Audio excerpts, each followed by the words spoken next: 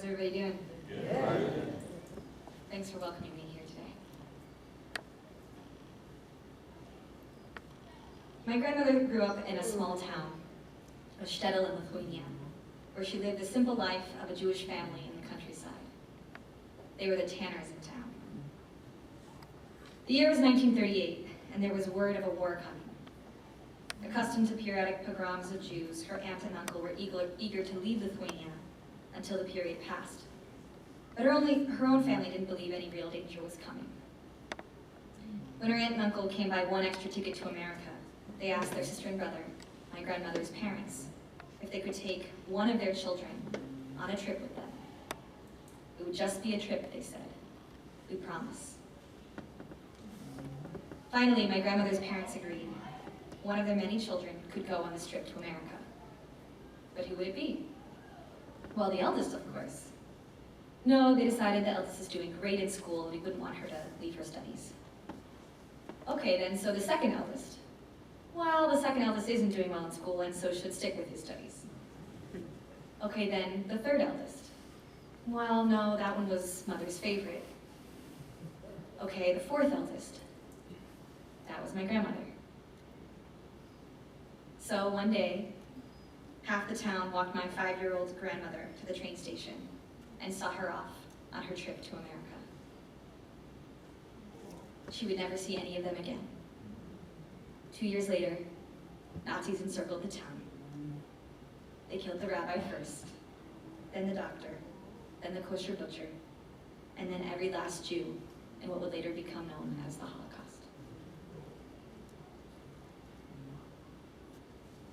Back in America, in a small Baptist town in Texas, my grandmother's aunt and uncle never told my grandmother what had happened. But over time, she got a sense of what had occurred in Europe. It wasn't until her wedding day, when they were driving her into town for her marriage ceremony, they finally told her that her whole family and her people had been killed.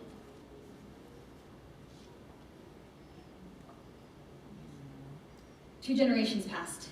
My grandmother, for the most part, had remained silent about her past. The mantra of the time was to forget, to move on.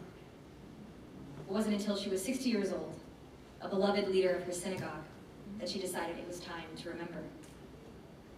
I don't want to be a victim anymore, she said. I want to be a survivor. She began writing down her fragmented memories, piecing together a memoir.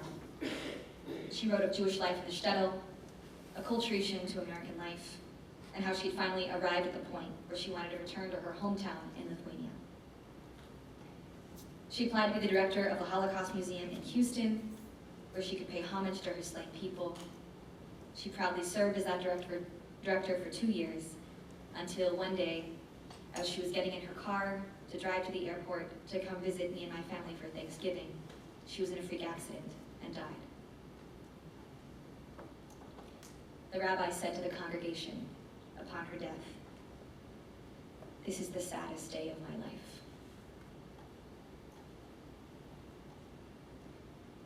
At the beginning of this past summer, my mother turned 60, and she said, "I'm not going to wait any longer. My mother wanted to return to her hometown, and she never had the chance. We need to go for her."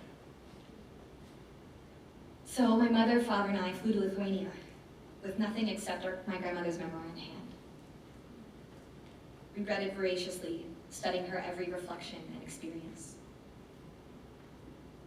Now, my mother had heard that 8 years ago, there had been one Jew left living in my grandmother's town of Birzhai. He had been 80 years old at the time. She said, "I have to go see him. I have to ask him if he knew my mother's family." I said, "Mom, that's a beautiful idea, but he was 80 years old then. He'd be 88 today. We don't know if he's still living. And even if he is, he's not going to want to relive the same trauma that he's experienced so many times." Well, what do you know? He was living. He had cancer, and his end was near, but he wanted to see us.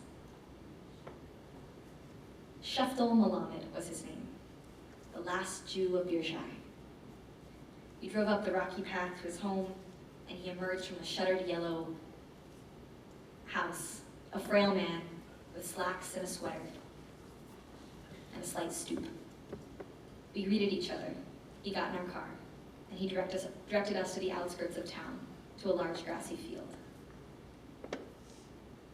When we got out of the car, my mom pulled out my grandmother's memoirs and explained why we had come to Lithuania, that my grandmother had grown up here, that she'd been one of the few people in the town to escape, and that she had died before she was able to come back and see her home. My mom turned to Shefla Melamed. Is there any chance you knew my mother's family? You would have been 8 years old. We thought about it for a moment.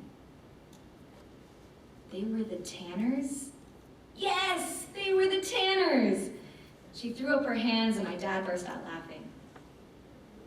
And then my mom flipped through the pages of the memoir to a photo of all of the school children the year before they were killed.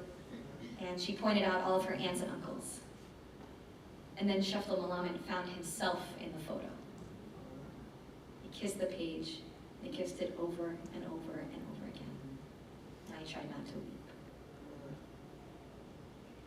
And then, unexpectedly, without prompting, Shefla Melamed told us how our family had died. He said that when the Nazis arrived, they had rounded up many of the men and forced them to dig a mass grave. On the final day of the occupation of the town, Lithuanian collaborators marched whole families out to a field, had them remove their clothing, kneel at the perimeter of the grave, and then Lithuanians, not Nazis, shot them in. And Shefla Melamed said to us, your family was among those shot into that grave. Your grandmother's father dug that grave, and it's the ground that we're standing on right now.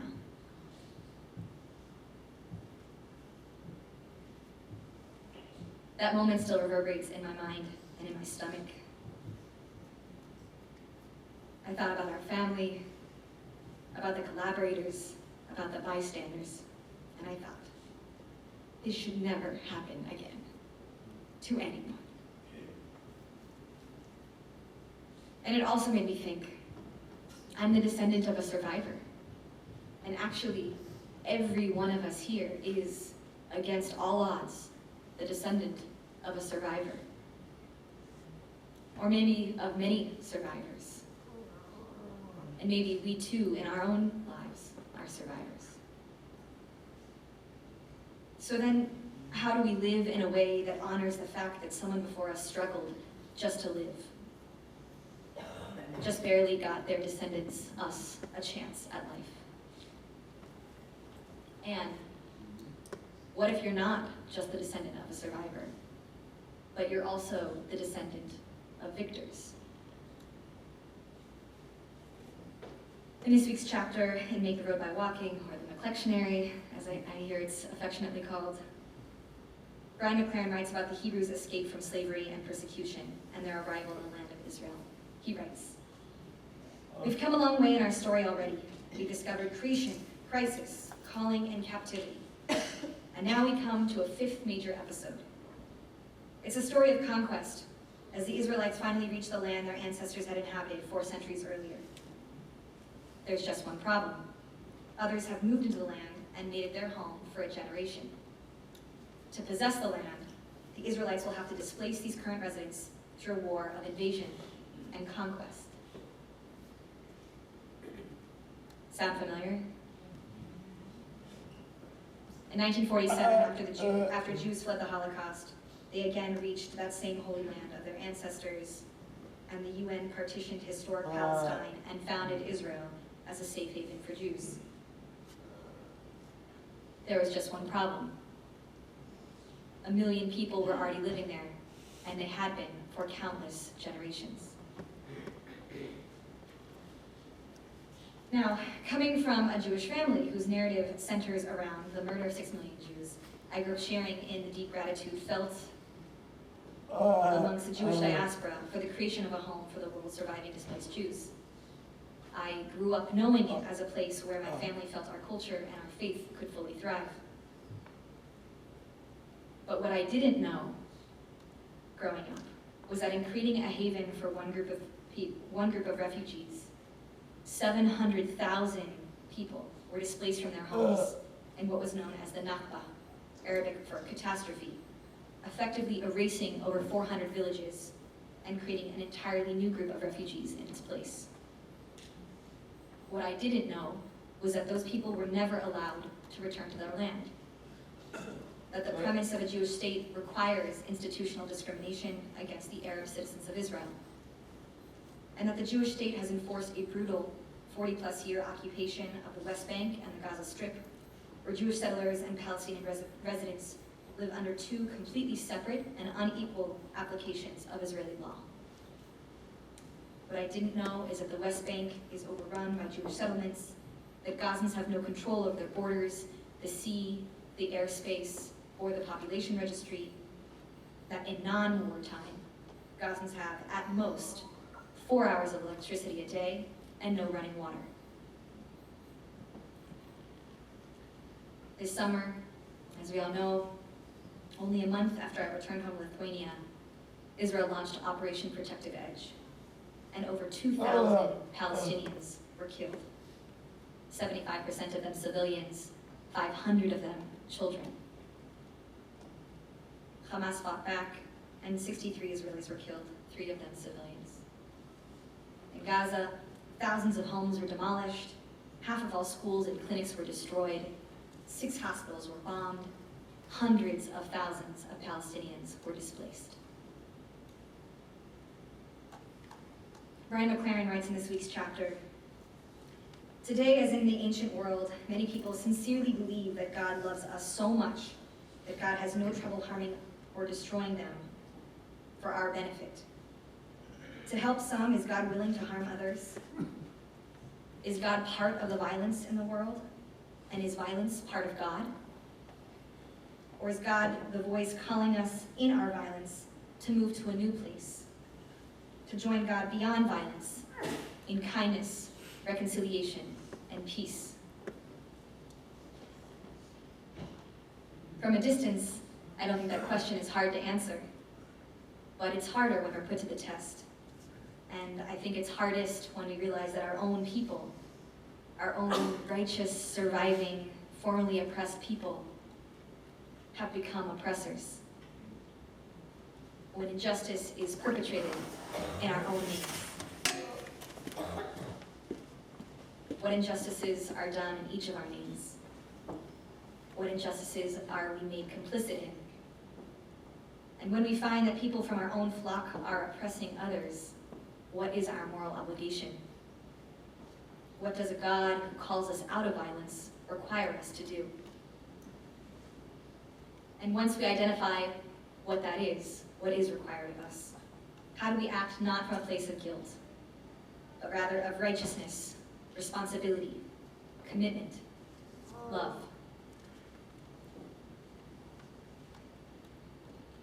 Some of you know me and Claire from Interfaith Action of Southwest Florida, as Pastor Roy said. It's a national network of people of faith headquartered just down the road in Immokalee that works alongside farm workers for justice and dignity in the fields. And of course, Cornerstone has been an integral part of that work for some 20 years now. Many of you have been very involved, especially in the campaign for the last 5 years to urge Publix to join the Fair Food Program. So this summer, when I had to wrestle with the fact that the injustices in Israel-Palestine are being perpetrated in my name, I thought of the many United Methodists, through countless congregations, youth groups, United Methodist women, and many people at Cornerstone who have put themselves on the line to call on fellow United Methodists in Publix leadership to do right by the women and men who do the tireless, backbreaking work of harvesting the food that feeds this country. And it inspired me. The great writer Albert Camus said that the real lesson of the Holocaust was not that an evil such as Hitler could exist, but rather that good, thinking people could stand by and rationalize the slaughter of others. How do we today, in the age of oversaturated communication, ensure that we are not becoming desensitized to the atrocities in which we have been made to be complicit? What does it require of us to refuse to deny the humanity of another, even if it comes at a personal cost? The sages through the ages have given us some answers. Fannie Lou Hamer, civil rights leader, no one is free until everyone is free. Black Elk, Medicine Man, and Holy Man killed at Wounded Knee. But above all, you should understand that there can never be peace between nations until it is known that true peace begins within the souls of men. Reverend Martin Luther King Jr., true peace is not merely the absence of tension, it is the presence of justice. Proverbs 31:9, open your mouth, judge righteously, defend the rights of the poor and needy. Rabbi Hillel, grandfather of Judaism, if I am not for myself, who will be for me? If I am for myself alone, what am I? And if not now, when? And inscribed in the Holocaust Museum in Washington, D.C., thou shalt not be a victim.